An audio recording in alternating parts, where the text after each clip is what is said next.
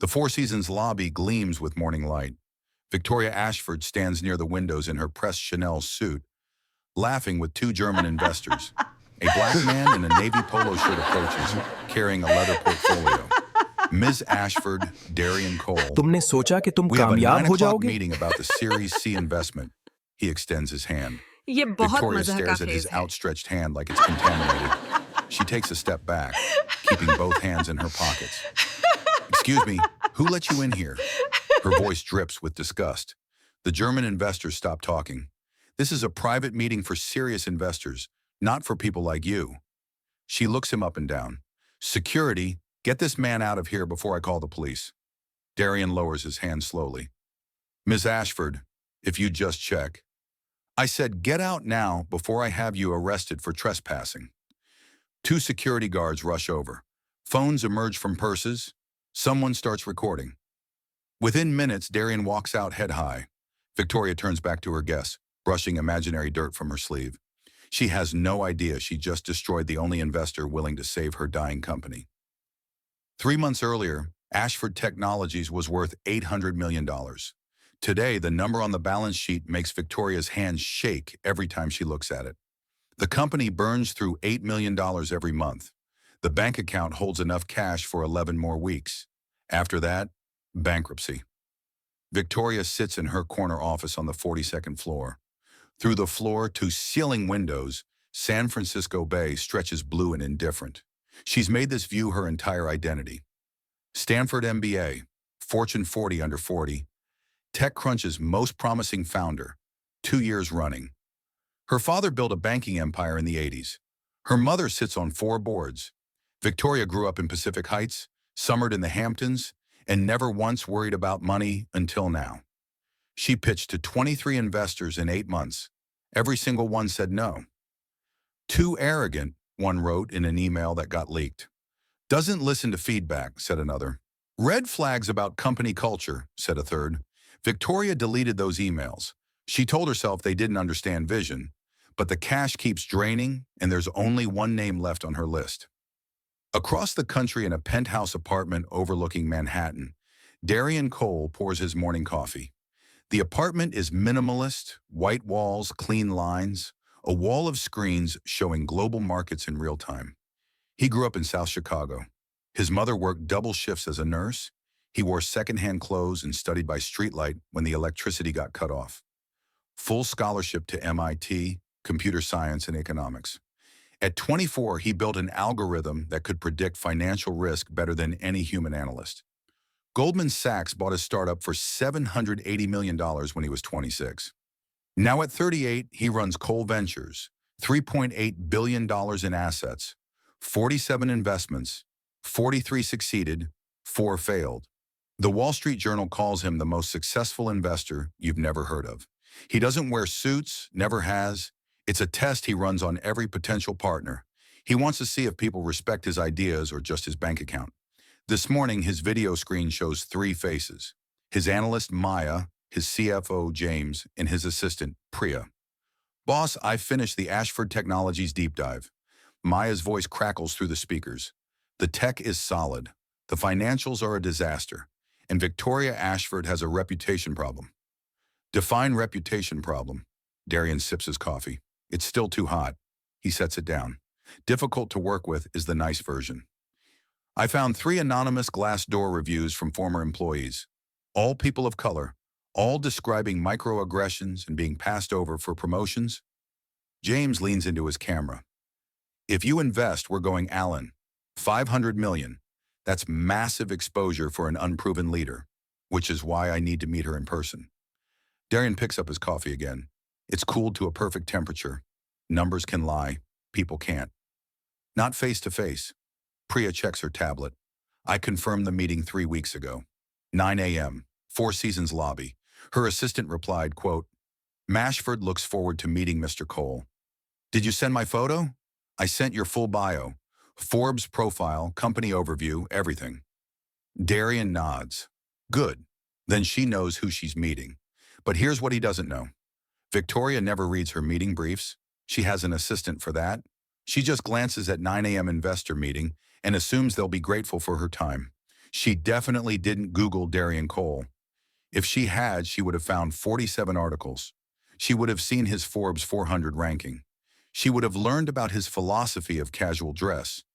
She would have read his Fortune interview where he said, "I dress down on purpose. I want to see if people respect me for my ideas or judge me by my clothes." But Victoria doesn't Google. Victoria assumes. And that assumption is about to cost her everything. At 8:45, Darian leaves his apartment. The morning air is crisp. His Uber is already waiting.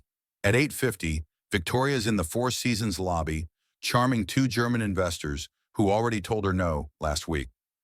She thinks they might change their minds. They won't, but she's about to meet someone who could actually save her company. If only she'd recognize him when he walked through the door. Darian's Uber pulls up to the Four Seasons at 9:05. Traffic on Market Street was worse than usual. He texts Priya, "Running 5 men late. Let Victoria's office know." She replies immediately, "Already did." "You're good."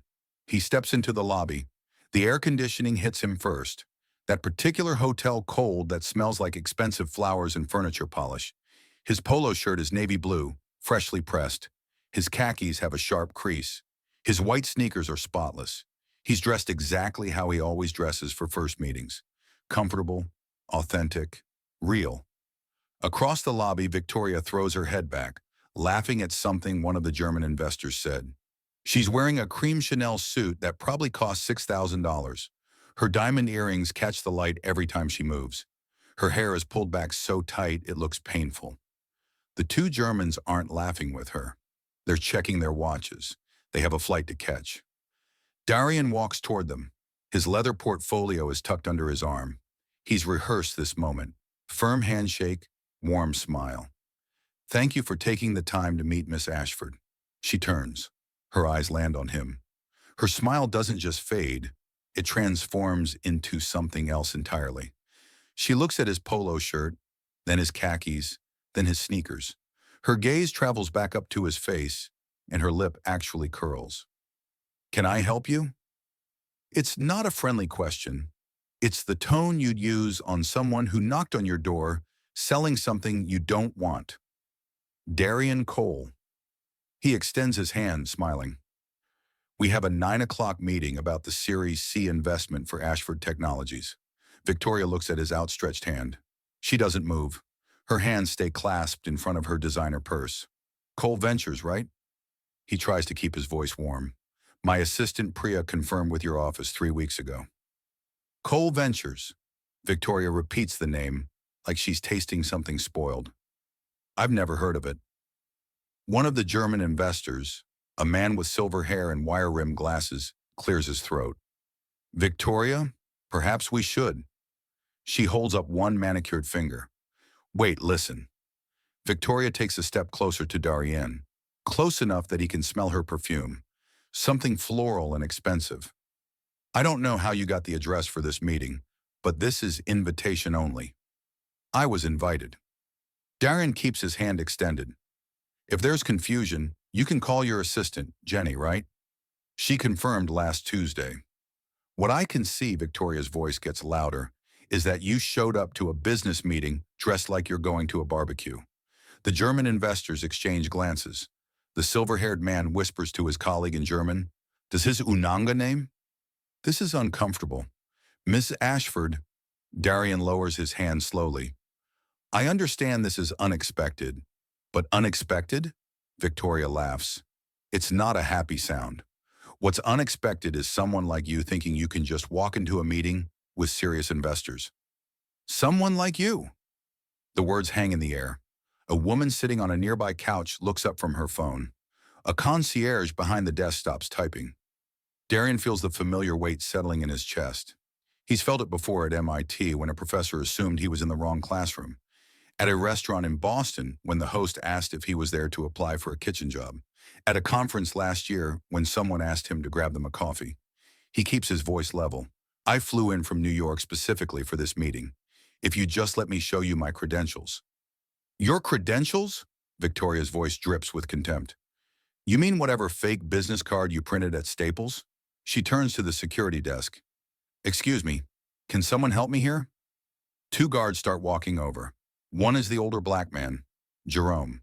His face shows exactly how much he doesn't want to do this. The other is younger, white, with a military haircut. Darian tries one more time. Miss Ashford, there's clearly been a miscommunication. I'm a managing partner at Cole Ventures. We manage $3.8 billion in assets.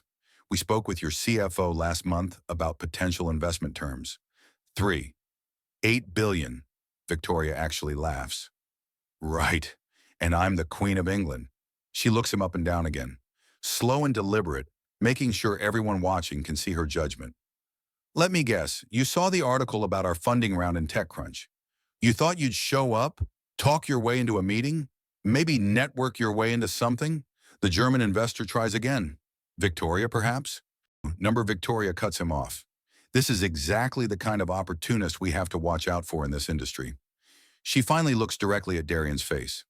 I don't know what you're trying to pull, but I don't shake hands with people who lie their way into private meetings, and I definitely don't do business with people who can't even dress appropriately. The security guards arrive. Jerome looks at Darian with apologetic eyes. The younger guard puts his hand near his belt where his radio is clipped.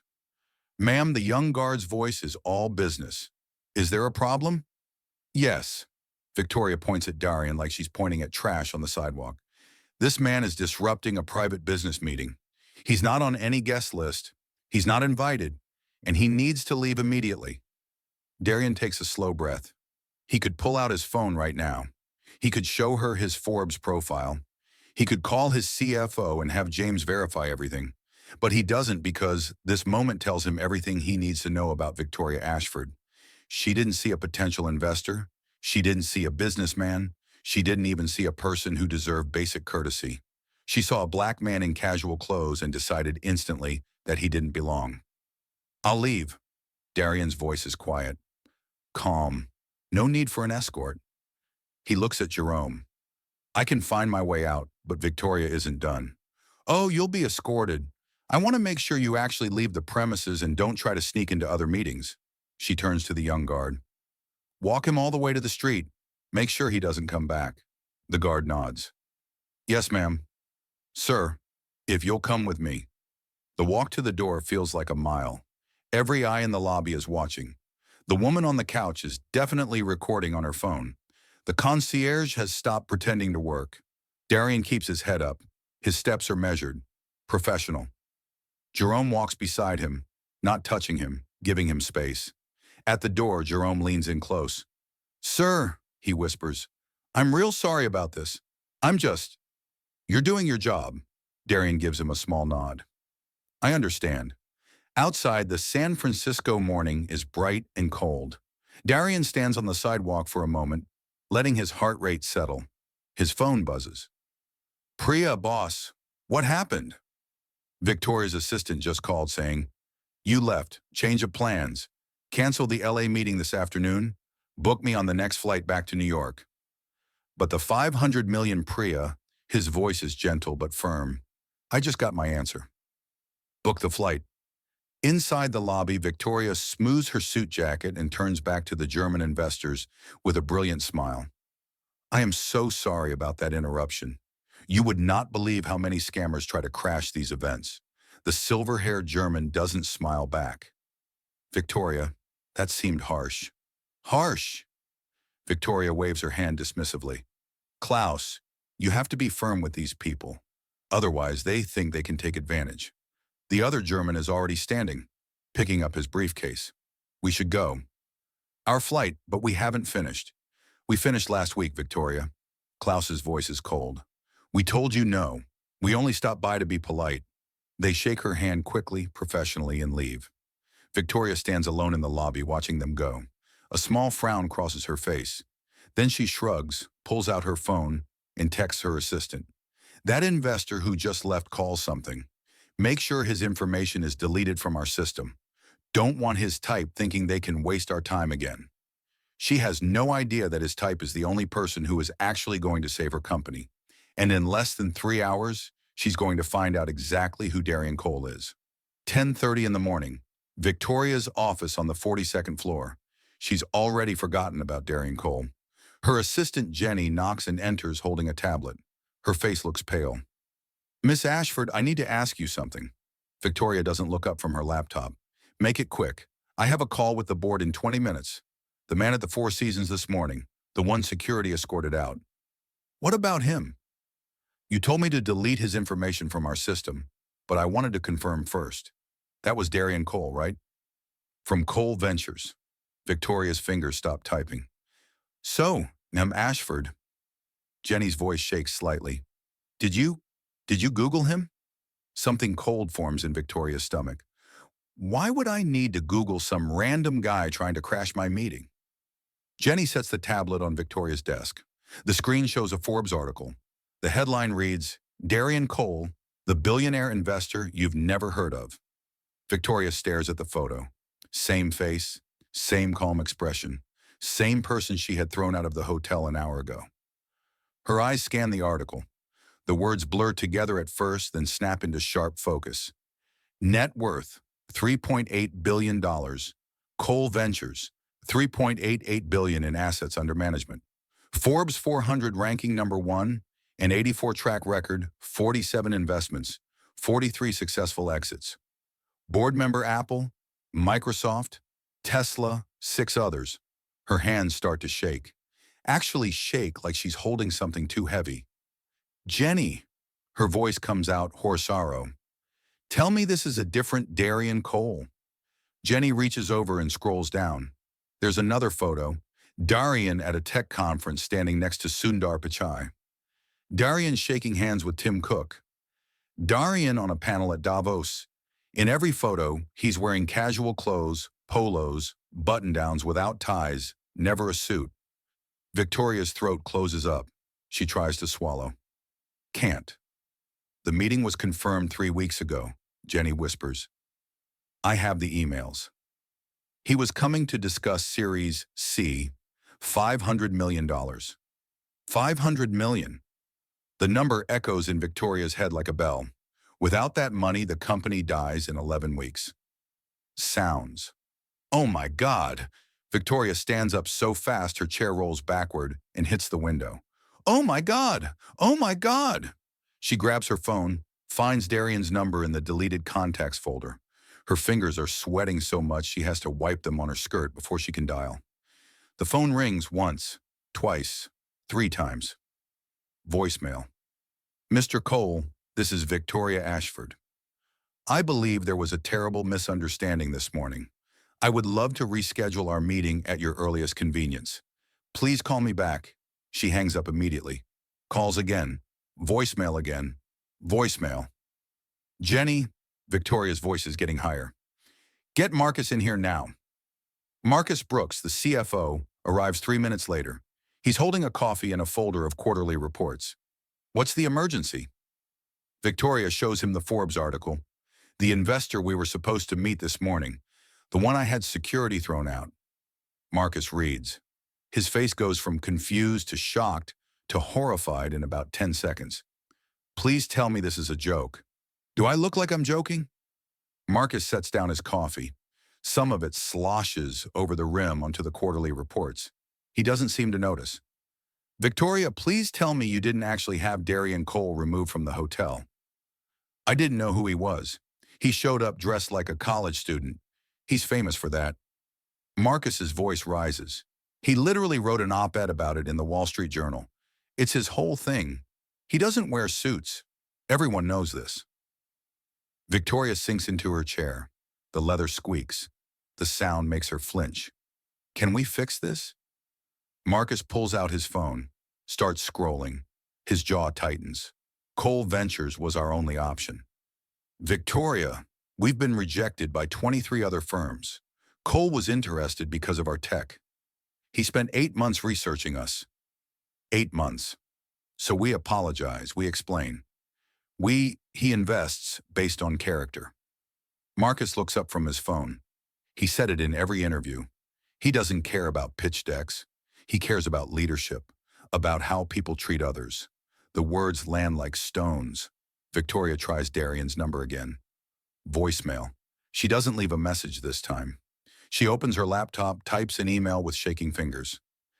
Dear Mr. Cole, I want to sincerely apologize for the confusion this morning. It was a hectic day, and I failed to properly review my schedule. I would be honored to reschedule at your convenience. Our entire team is excited about the possibility of partnering with Cole Ventures. Warmest regards, Victoria Ashford. She hits send. The whoosh sound feels final. Marcus is still scrolling his phone. Oh no. What? Klaus posted something. He shows her the screen. The German investor's tweet doesn't name anyone, but it's obvious. Witnessed a shocking display of unprofessionalism at a SF meeting today. How you treat people says everything about character. Business ethics. It already has 240 retweets. Victoria's phone rings. She jumps. But it's not Darian. It's Richard, the board chairman. Victoria, I just got off the phone with Klaus. He said you threw someone out of your meeting this morning. There was a misunderstanding. He said you refused to shake the man's hand, that you called security on him, that the man was Darian Cole. Silence. Richard, I can explain. Do you understand what you've done? His voice is cold. Ice cold. We need $500 million to survive. Cole was our last option. Our only option. And you humiliated him in a hotel lobby. It was a mistake. I'm trying to reach him. Trying? Richard laughs. It's bitter. Victoria, I've worked with Cole before on another deal. When someone disrespects him, he doesn't give second chances ever. It's not about ego, it's about values. The line goes dead. Victoria tries Darian again. Voicemail, she emails again. Mr. Cole, I realize my behavior this morning was unacceptable. I would like the opportunity to apologize in person. Please give me a chance to explain. 1 o'clock, no response. 2 o'clock, no response. 3 o'clock. A tech blog called The Information posts an article. Sources say Victoria Ashford kicked out billionaire investor, mistook him for crasher. The article has no byline. It's sourced to someone familiar with the matter, but it has details, specific details. Victoria's phone starts ringing. Other board members, investors, her PR firm. By 4 o'clock, she's called Darian 15 times. She sent 8 emails. She's tried messaging him on LinkedIn. Nothing. Marcus comes back to her office at 5. I reached out to James Cole's CFO. We worked together at Goldman years ago, and he said Darian made his decision the moment he walked out of that hotel. The investment is dead. Victoria's vision actually blurs for a second. She grips the edge of her desk, but our employees, 3,000 people, will lose their jobs. Darian knows that. Marcus's voice is flat. He also knows it's not his responsibility to save a company run by someone who treated him like that. At 6 o'clock, Victoria is still in her office. The sun is setting over the bay. The sky is orange and purple, beautiful in a way that feels insulting.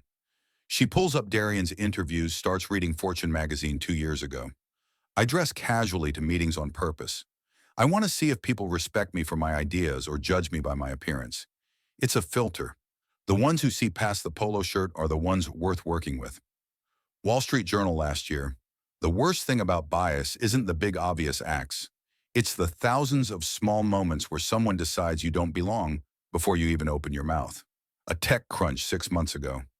I've been mistaken for catering staff, security guards, janitorial workers. Each time I learn something about the person making the assumption. Victoria closes the laptop, puts her head in her hands. He tested her and she failed. She didn't just fail. She failed spectacularly publicly with witnesses recording. Her phone buzzes. Not Darian. A text from her PR person. Bloomberg is calling. They want to comment on the incident. What should I tell them? Victoria doesn't respond. At 8 o'clock, she tries calling Darian again. The line doesn't even ring this time. Straight to voicemail. He blocked her number. She tries emailing from her personal account. Mr. Cole, I understand if you never want to speak to me again, but I'm begging you to consider the 3,000 employees at Ashford Technologies who have nothing to do with my terrible judgment. Please. No response. At 10, she's still in her office. The janitor knocks, asks if she's working late. She waves him away. At 11 o'clock, she finally goes home. She doesn't sleep. At 2 o'clock in the morning, she's on her laptop reading everything she can find about Darian Cole. His background, his mother worked 3 jobs, his scholarship to MIT, the companies he's built, the founders he's mentored. There's a video of him speaking at a conference for Black entrepreneurs. He's wearing jeans and a Stanford hoodie. He looks relaxed, happy. The system wants you to play by rules that weren't written for you. He says in the video, sometimes the most radical thing you can do is just be yourself. Show up as you are. If they respect you, great. If they don't, you just saved yourself years of working with the wrong people. The audience applauds. Darian smiles. Victoria closes the laptop. She sits in the dark of her Pacific Heights home, surrounded by expensive furniture and art she barely looks at. She ruined everything. Not because she made a mistake, because she revealed exactly who she is. And Darian Cole saw it clearly. Day 2, 7 in the morning. Victoria stands in the lobby of Cole Ventures headquarters in Manhattan. She's wearing yesterday's cream Chanel suit. It's wrinkled. There's a coffee stain on the sleeve. She couldn't get out in the airplane bathroom. The red eye from San Francisco was 6 hours of staring at the seat in front of her. No sleep, just the flight tracker counting down miles. Cole Ventures is 40 stories of glass and steel. The lobby has white marble floors that echo every footstep. Modern art hangs on pristine walls. The receptionist desk looks like it cost more than most cars. Victoria approaches. The receptionist is young, professional, with a name tag that reads Lisa. Good morning. I need to see Darian Cole. Lisa's fingers pause over her keyboard. Do you have an appointment? No, but it's urgent. I'm Victoria Ashford. I'm sorry, Miss Ashford. Mr. Cole only sees people by appointment. Please just tell him I'm here. 5 minutes. That's all I need. Lisa looks uncomfortable. She picks up her phone, speaks quietly. Victoria can't hear the words, but Lisa glances at her twice. Lisa hangs up. I'm sorry, Mr. Cole is in meetings all day. Victoria's stomach drops. I'll wait, ma'am. He could be in meetings until 6 or 7. I'll wait. Lisa hesitates, then nods. There are chairs by the window. 9 in the morning. The chairs are expensive and uncomfortable. Victoria sits anyway. 9:45. Employees pass by. Some glance at her. Some do double takes. She knows they recognize her. 10:30. Lisa brings coffee. Are you sure you want to keep waiting? I'm sure. 11. Victoria's back aches. She checks her phone. 42 missed calls, 37 emails. She ignores them all. Noon. She orders flowers from across the street, expensive roses. She writes on hotel stationery. Mr. Cole, I made a terrible mistake. I judged you before knowing you. Please give me 15 minutes to apologize in person. Victoria. She gives them to Lisa. Can you send these up? I'll make sure he gets them. 12:30. Every time the elevator opens, Victoria's heart jumps. Every time it's not Darian, she sinks lower. 1 o'clock. Employees return from lunch laughing. They see Victoria. The laughter stops. They whisper as they pass. She's becoming a story. The CEO sitting in a lobby for 4.5 hours. 1:45. Lisa approaches again. Miss Ashford, Mr. Nicole appreciates the flowers, but he's not available today. Please, Victoria's voice cracks. Please ask again. Tell him I flew from San Francisco. Tell him I'm not leaving until he gives me 5 minutes. Lisa looks pained. She makes another call. This one is longer. More glances at Victoria. Finally, Mr. Cole will give you 15 minutes.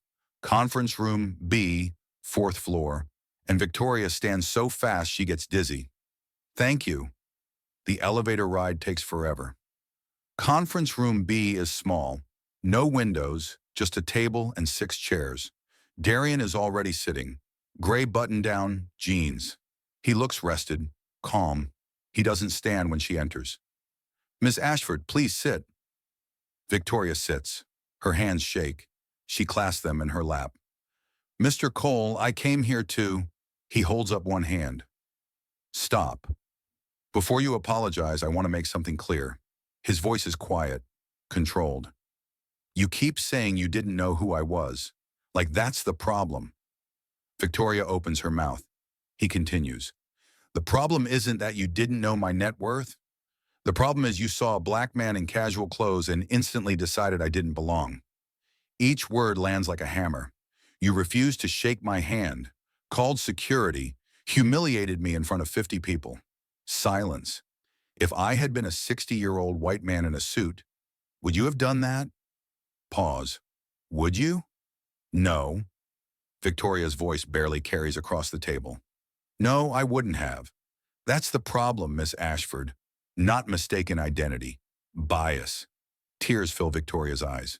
She doesn't wipe them. You're right, and I'm ashamed. Darian leans back. You sat in my lobby for 3.5 hours? Yes.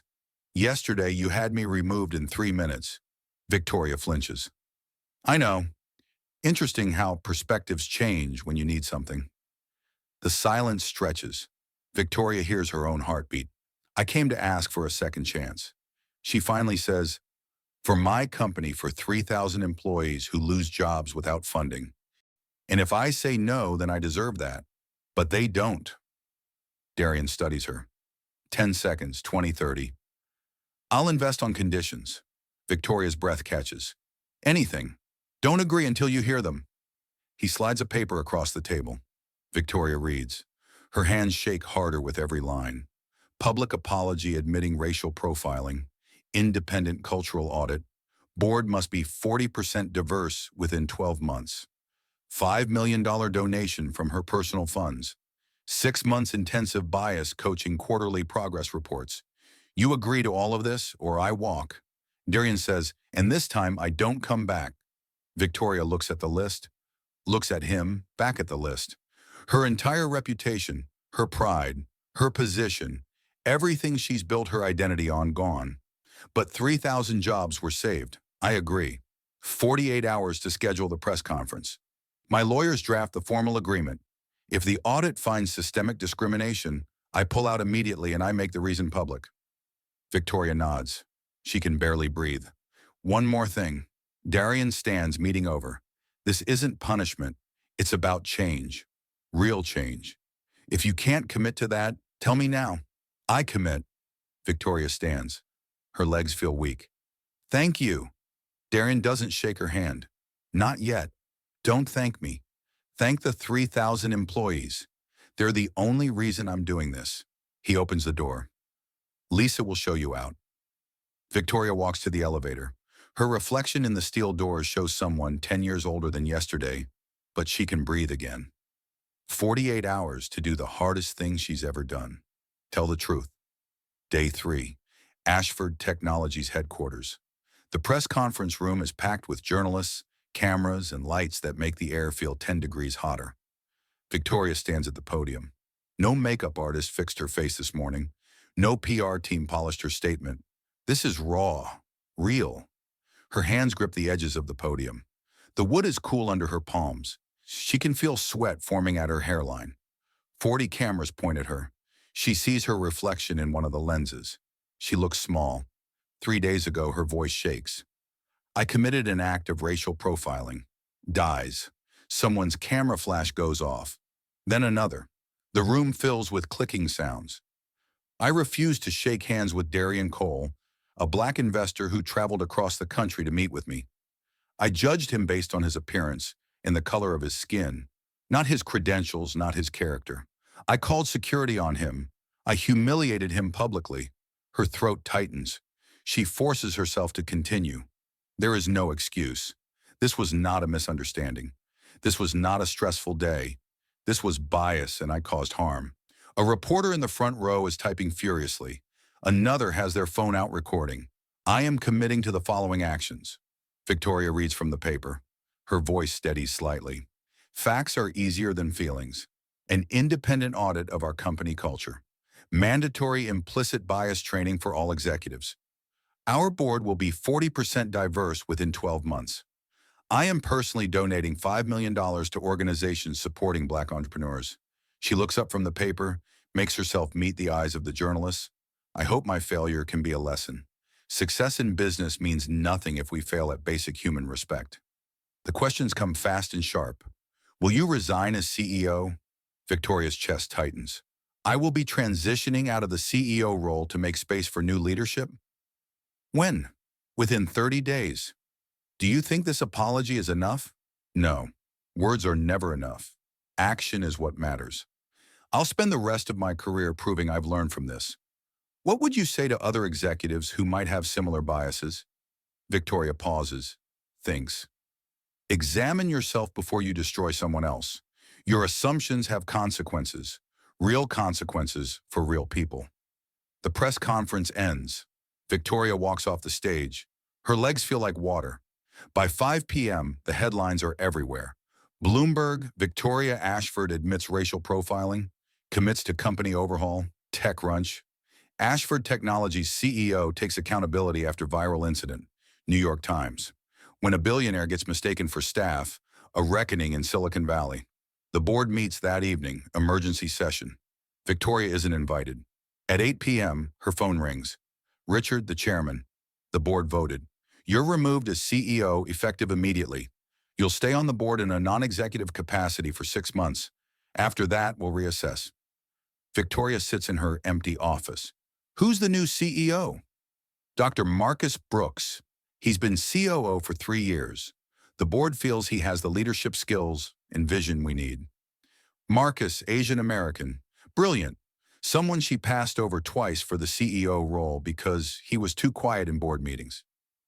He'll be good, Victoria says quietly. He better be. You put us in an impossible position. The line goes dead. The next morning, Darren releases a statement through his spokesperson. I appreciate Ms. Ashford's public acknowledgement. Real change requires more than words. We'll be watching closely to ensure these commitments are honored. This is bigger than one incident. It's about creating lasting systemic change. Cole Ventures officially announces the $500 million investment. The merger is approved. The company is saved. Within a week, Victoria's world transforms. The speaking invitations stop. Conference organizers send polite emails canceling her panels. 3 other boards she sits on quietly ask her to resign. Her LinkedIn profile gets updated. Former CEO Ashford Technologies. The word former feels like a scar. She tries to join 2 other boards. Both reject her. No explanations given. None needed. Silicon Valley circles buzz with the story. At a fundraiser in Palo Alto, Victoria walks into a room and conversation stops. People suddenly remember they need to be somewhere else. She leaves early, drives home through streets she's driven 1,000 times. Everything looks the same, but she's different now. Not redeemed, not forgiven, just different.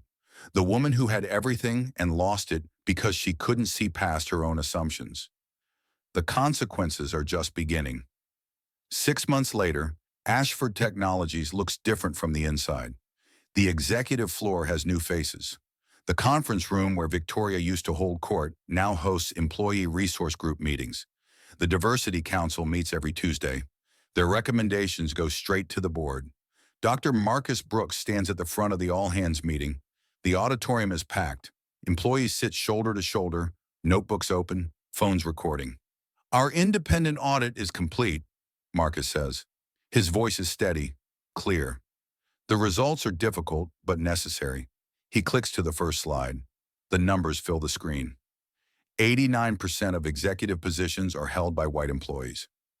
Black employees were promoted at 40% lower rates than white colleagues with identical qualifications.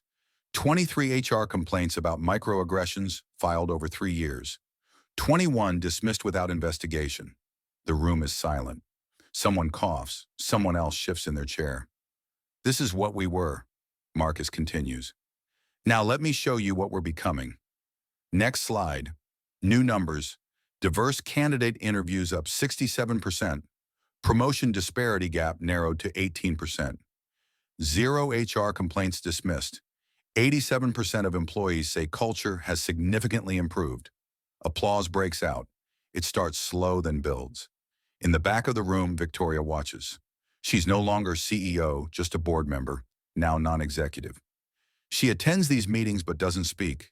She watches Marcus lead, watches employees who used to avoid eye contact with her now raise their hands eagerly to ask questions. This is what good leadership looks like. Netflix releases the documentary in month 2, Mistaken Identity, Race, and Power in Silicon Valley. It opens with security camera footage from the 4 seasons. Grainy but clear. Victoria pointing at Darian. Her mouth was moving. You can read her lips. Get this man out of here. The documentary interviews 15 people. Former Ashford employees speak with their faces in shadow, voices disguised. I was the only black woman in engineering, one says. Her voice is altered to a lower pitch. At the company holiday party, 3 different people asked if I was someone's guest. I worked there for 2 years. Another, I watched white colleagues with less experience get promoted over me. Every time I asked why, they said I wasn't leadership material yet. Code for something else. A Latino manager, I was told I was too aggressive in meetings. My white colleagues, who acted exactly the same way, were called assertive leaders. The documentary shows Darian too. He sits in his office, the Manhattan skyline behind him. This happens every day to people without my resources, he says. The difference is I had the power to demand accountability. Most people don't. They just suffer in silence or leave. Victoria agreed to be interviewed. The filmmaker asked hard questions. Do you understand that what you did was racial profiling? Victoria's face fills the screen. She looks tired, older. Yes. I saw a black man dressed casually and made an instant judgment. I didn't see a person. I saw a stereotype, and I treated him accordingly. Some people say you only apologize because you got caught. They're probably right. If Darian hadn't been a billionaire, I never would have faced consequences. That's the problem. The system protects people like me, and it shouldn't. The documentary goes viral. 12 million views in the first month. Business schools add it to their curricula. Harvard writes a case study. Stanford hosts panel discussions. Month 3 brings legal consequences. 3 former black employees file a discrimination lawsuit. They hire a top firm. The complaint is 90 pages long.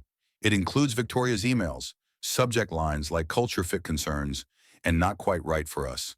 The language is coded but clear. One email about a black candidate, great credentials, but doesn't seem polished enough for our environment. Another about a black employee up for promotion, talented, but I'm not sure he projects the right image for leadership. The complaint includes promotion data, charts showing desperate treatment, timeline after timeline of qualified people of color being passed over. The case settles out of court. The amount is undisclosed, but sources say 7 figures. Victoria's personal funds, her lawyers release the statement. Ms. Ashford acknowledges past failures in leadership and is committed to making amends. The plaintiff's attorney tells reporters, money doesn't erase harm, but accountability is a start. The industry responds. 12 major tech companies announce similar audits after Ashford's report goes public. Some do it voluntarily, some do it because their employees demand it.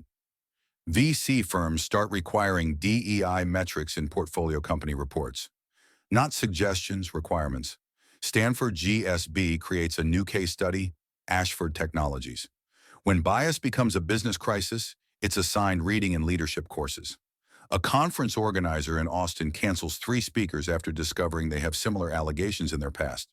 The letter says, we can't ignore these issues anymore. The Ashford case changed the standard. Victoria experiences this shift personally. At a grocery store in Pacific Heights, a woman recognizes her, walks right up to her cart. You're Victoria Ashford. You should be ashamed of yourself. The woman walks away. Other shoppers stare. Victoria abandons her cart and leaves. At a restaurant, the hostess sees her name on the reservation. I'm sorry, Miss Ashford. We're actually fully booked tonight. The restaurant is half empty. Victoria can see empty tables from the door. She walks out, orders takeout instead. These moments pile up. Small rejections. Public recognition followed by judgment. The feeling of being evaluated and found wanting. It's a tiny fraction of what people of color experience daily. But it's enough to change her. She starts bias coaching. 6 months of intensive sessions with Dr. Kesha Moore, a DEI consultant. You've been in tech 20 years, Dr. Moore says during one session. How is this the first time you're confronting your biases? Victoria sits in the uncomfortable chair. I thought voting Democrat was enough. Donating to social justice causes was enough. That's passive allyship. What Darian experienced was active harm. Victoria's voice cracks. How do I live with that? You live with it by changing, not performing change. Being changed. Darian expands his mission. The Black Founder Fund grows to $250 million. 47 companies have been funded so far. 89% are still operating successfully. They've created 2,300 jobs. His TED Talk hits 18 million views. The title Dignity shouldn't require a Forbes ranking. One quote becomes a meme shared across social media. Respect shouldn't be conditional. You don't earn the right to be treated like a human being. You're born with it. Universities invite him to speak. He accepts 12 engagements, talks to business students about bias, about power, about responsibility. At Stanford, a student asks, "Do you regret investing in Ashford after what Victoria did?" Darian pauses, thinks, "I regret that it took public humiliation for change to happen, but I don't regret giving them a chance to do better because the 3,000 employees deserve that chance." The student follows up, "Do you think Victoria really changed?" "I think she's trying, and that's more than most people in power ever do." The documentary ends with a split screen.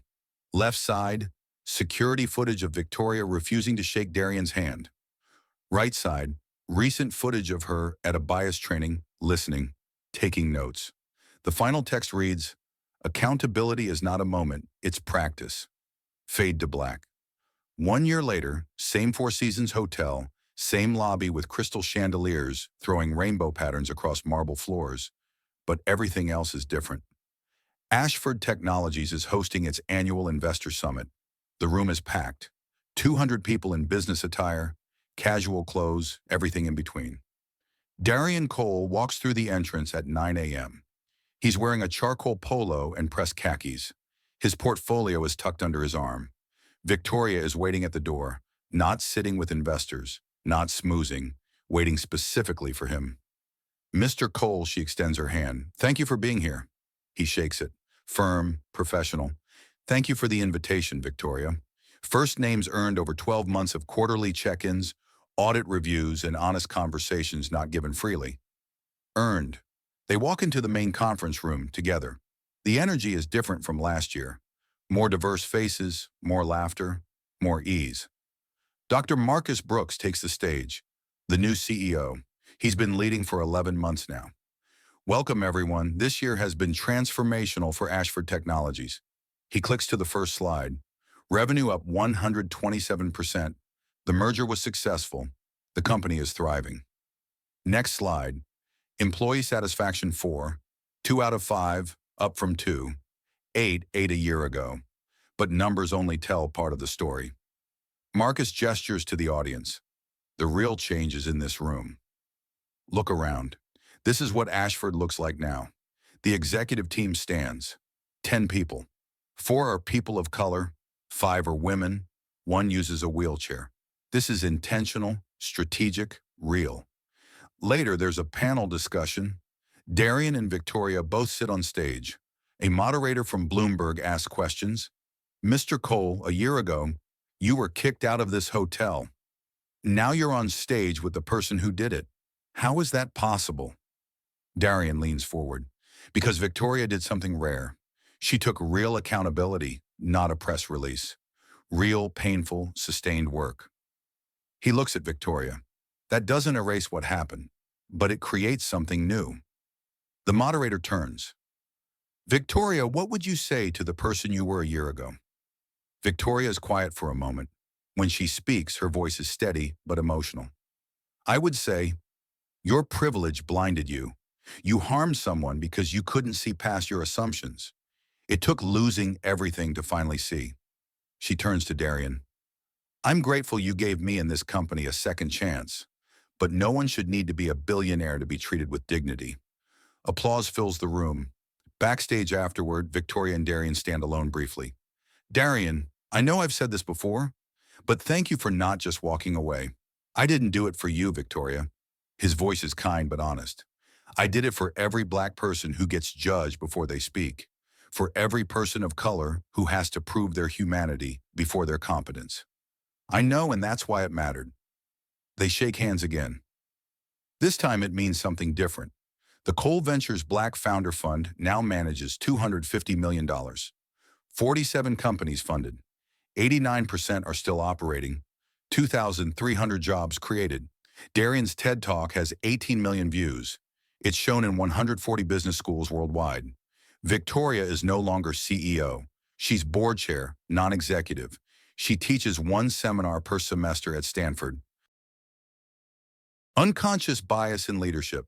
She's not redeemed, but she's changed. And sometimes that's all anyone can ask. Dorian looks directly into the camera now. His voice is calm, powerful. A year ago, a woman judged me by my skin color and my clothes. She refused to shake my hand. She had me removed from a building. Pause, she was wrong.